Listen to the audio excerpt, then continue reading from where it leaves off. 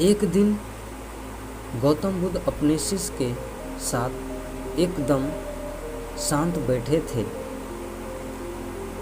उन्हें इस प्रकार बैठे हुए देख शिष्य चिंतित हुए कि कहीं वह अवस्था तो नहीं है।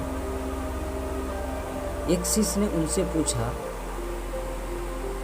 कि आज वह मौन क्यों बैठे हैं? क्या शिष्य से कोई गलती हो गई? इसी बीच एक अन्य शिष्य ने पूछा कि क्या वह अवस्था पर बुद्ध मौन रहे हैं? तभी कुछ दूर खड़ा व्यक्ति जोर से चिल्लाया, आज मुझे सभा में बैठने की अनुमति क्यों नहीं दी गई है? बुद्ध आंखें बंद करके ध्यान मग्न हो गए। वह व्यक्ति फिर चिल्लाया, मुझे प्रवेश की अनुमति क्यों नहीं मिली? इसी बीच एक उदार शिष्य ने उसका पक्ष लेते हुए कहा, उसे सभा में आने की अनुमति प्रदान की जाए। बुद्ध ने आंखें खोली और बोले, नहीं, वह अछूत है, उसे आज्ञा नहीं दी जा सकती। यह सुनकर शिष्य को बड़ा आश्चर्य हुआ।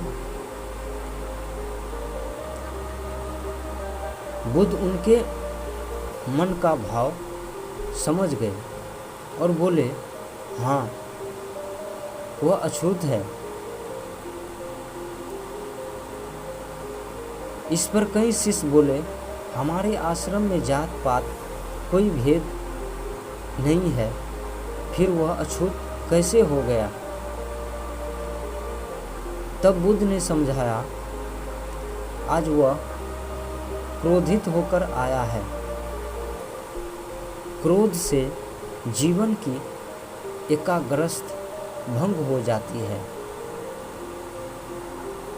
क्रोधी व्यक्ति प्रायः मानसिक हिंसा कर बैठता है।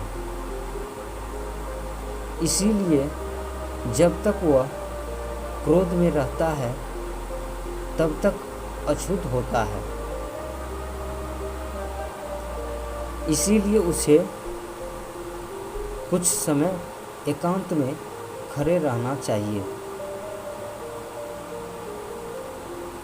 क्रोधित शिष्य भी बुद्ध की बातें सुन रहा था। पश्चाताप की अग्नि में तप कर रहे वह समझ चुका था कि अहिंसा ही मनुष्य का महान कर्तव्य व परम धर्म है। वह बुद्ध के चरणों में गिर पड़ा और कभी क्रोध न करने का प्रण लिया। आश्चर्य यह है कि क्रोध के कारण व्यक्ति अनर्थ कर बैठता है और पश्चाताप उसके बाद में होता है, जिसका कोई लाभ नहीं मिलता। इसीलिए हमें क्रोध नहीं करना चाहिए। असल में मायने में क्रोधित व्यक्ति अछूत हो जाता है और उसे अकेला छोड़ देना चाहिए।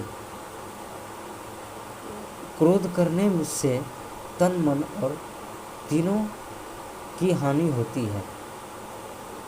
क्रोध से ज़्यादा हानिकारक कोई और वस्तु नहीं है।